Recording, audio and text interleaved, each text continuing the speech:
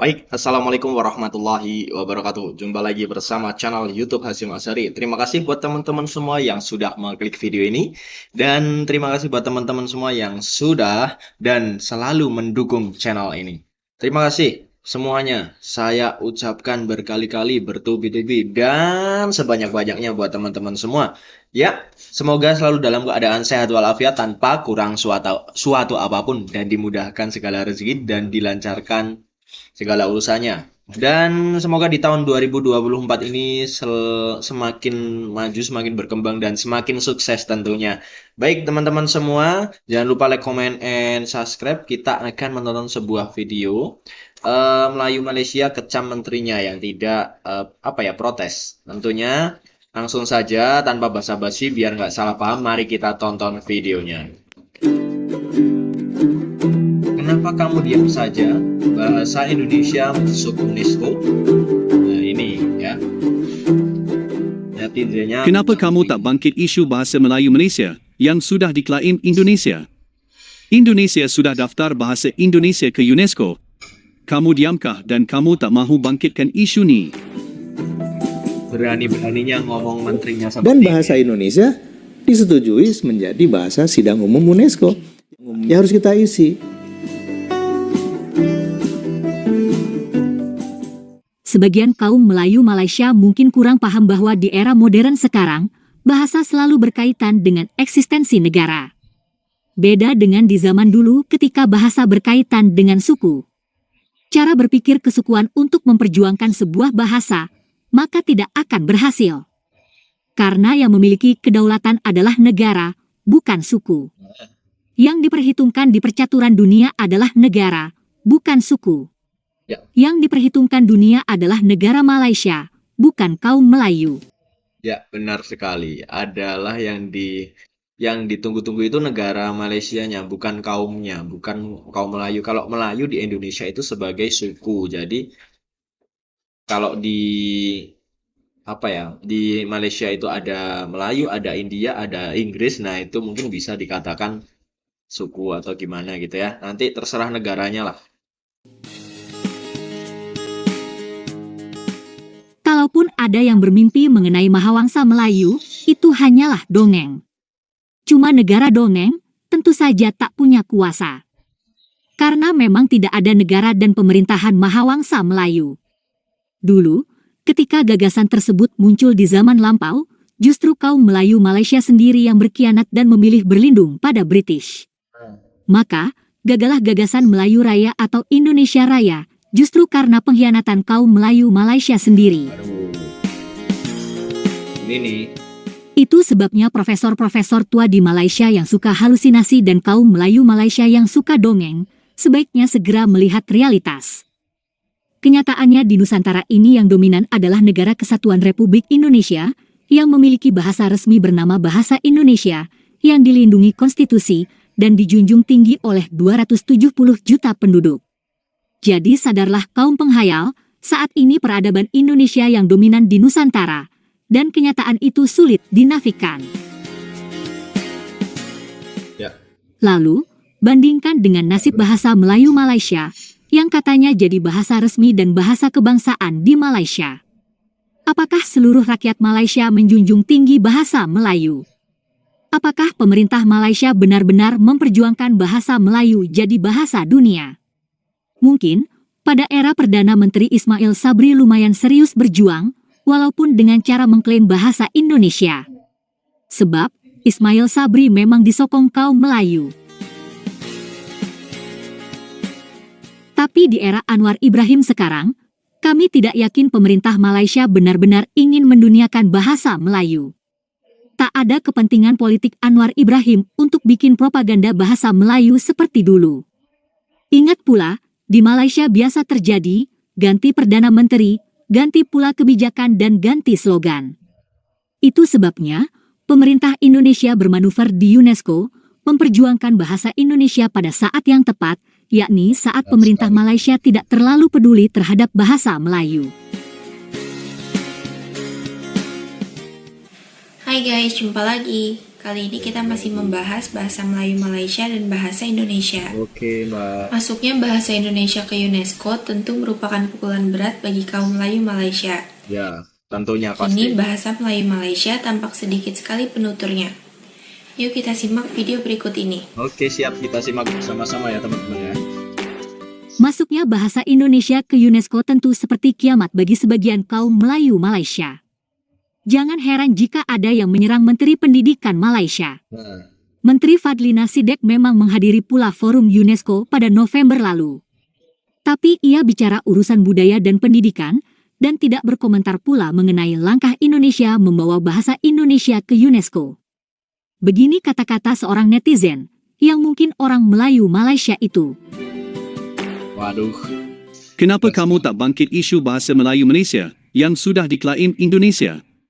Indonesia sudah daftar bahasa Indonesia ke UNESCO. Kamu diamkah dan kamu tak mahu bangkitkan isu ni? Waduh, berani sekali ya netizen ini untuk menyampaikan ini kepada menterinya ya. Oke, kita lanjut. Komentar itu sungguh lucu. Sebab bahasa Melayu Malaysia pun berakar dari bahasa Melayu Sumatera di wilayah Indonesia. Jadi baik bahasa Melayu maupun bahasa Indonesia sebetulnya milik bangsa Indonesia. Malaysia hanya meminjam bahasa Melayu dari Sumatera, dan sekarang bahasa Melayu di Malaysia itu jadi rusak, jadi bahasa rojak, dan tidak bermartabat sama sekali. Ya, benar sekali. Selanjutnya kita simak berita Menteri Pendidikan Malaysia saat di UNESCO. Malaysia, Fadlina Sidek mengetuai delegasi negara ke Persidangan Agung UNESCO ke-42 di Paris selama 5 hari berakhir semalam. Beliau yang juga Menteri Pendidikan sempat berkongsi visi serta pencapaian negara dalam menjayakan agenda UNESCO dalam sesi perbahasan.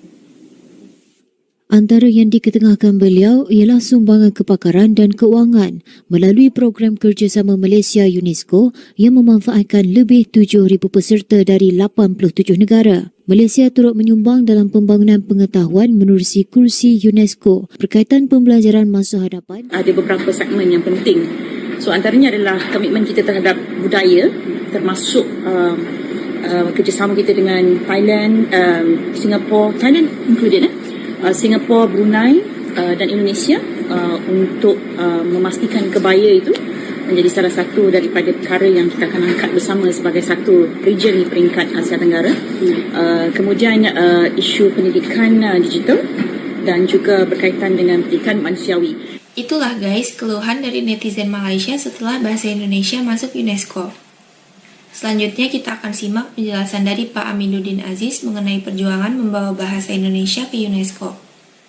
Keluhan-keluhannya sangat luar biasa ya. Mari kita saksikan dari salah satu. Jadi awal mulanya kalau saya boleh berbagi cerita gitu ya, ide untuk menjadikan bahasa Indonesia diusulkan ke UNESCO itu adalah ketika saya pada bulan Februari itu kan diminta bicara di UNESCO, bicara tentang Hari Bahasa Ibu Internasional. Bagaimana orang Indonesia memilih program revitalisasi bahasa daerah itu kok gaungnya besar sekali gitu. Nah, saya diminta bicara di forum UNESCO. Lalu saya bicara di sana. Setelah pembicaraan itu, saya ngobrol-ngobrol dengan Pak Dubes gitu ya, dengan wakil tetap Indonesia di UNESCO gitu ya. Nah, salah satu obrolan itu adalah karena ada dokumen ternyata konstitusi UNESCO itu yang memperbolehkan sebuah negara anggota itu mengusulkan bahasanya menjadi bahasa resmi UNESCO, sidang umum UNESCO gitu. Kemudian ya saya setelah ngobrol dengan Pak Dubes dan Pak Dubes kita di UNESCO, ya mari kita cari ini dokumen-dokumen yang kita perlukan, ini apa saja gitu. Nah, yang menjadi persoalan besar adalah tenggat waktu nih. Yang disediakan oleh UNESCO, kalau misalnya usulan ini mau diteruskan, maka pada bulan Maret kita hanya punya waktu 1 bulan. 1 bulan ya Pak. Ya, untuk mengusulkan ini, dokumennya harus lengkap semuanya. Maka begitu ini sudah menyatakan oke, konsepnya dengan dukungan dari pimpinan ya, dari Mas Menteri, ya kita kirimkan ini ke UNESCO. Lalu dibahas dulu di situ kawan-kawan di UNESCO. Oh ininya kita perbaiki dulu deh, yang ininya kita perbaiki. Pertengahan kalau tidak salah, pertengahan Oktober ada berita. Ini agendanya, ya. Ternyata betul ya, masuk agenda 42C.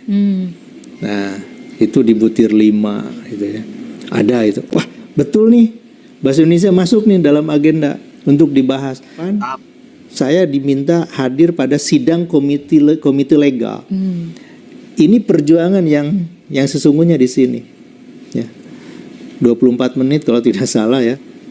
Tidak ada satupun klausul dari usulan resolusi ini yang ditolak.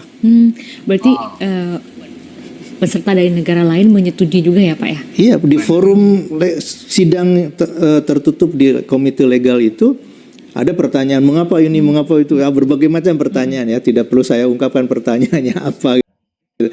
Tapi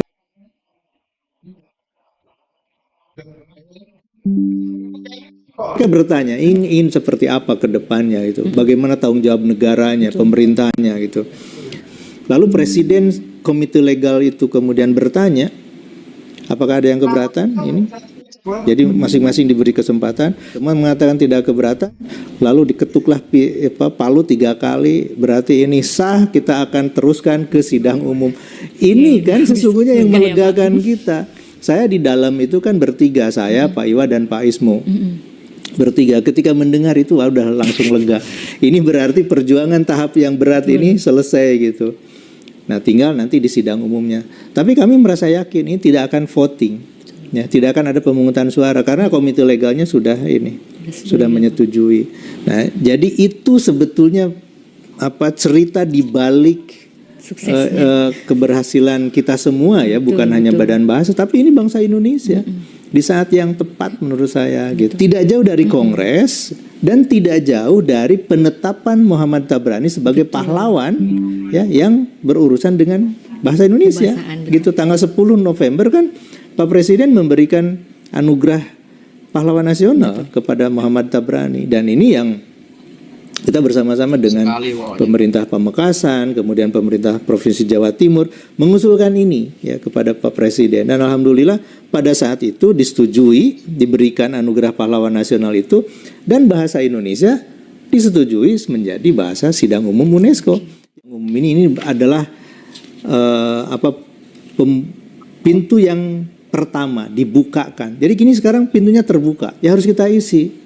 Ini justru yang berat, tantangan beratnya ada di sini, ya, mengisi dengan pekerjaan nyata.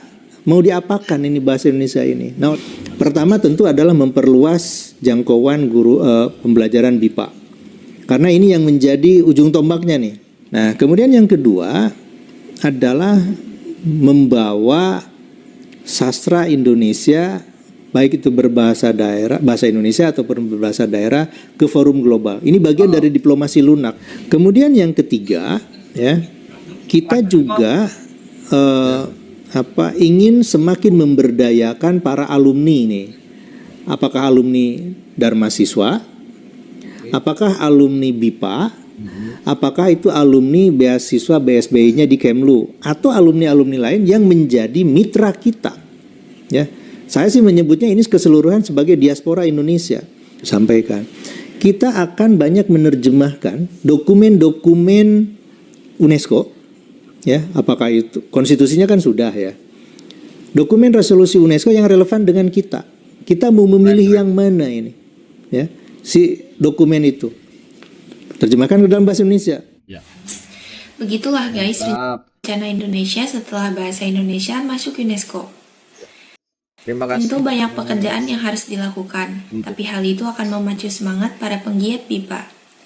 Terima kasih sudah menonton sajian kami, sampai jumpa lagi. Ya, terima kasih juga Mbak Trenbul Bika. Jadi luar biasa sekali ya, Indonesia ini dikasih waktu dalam waktu 1 bulan ya untuk mempersiapkan berkas-berkasnya di UNESCO, dan alhasil bisa mengerjakan itu semua dan akhirnya bisa terdaftar juga di bahasa Indonesia di UNESCO sebagai bahasa internasional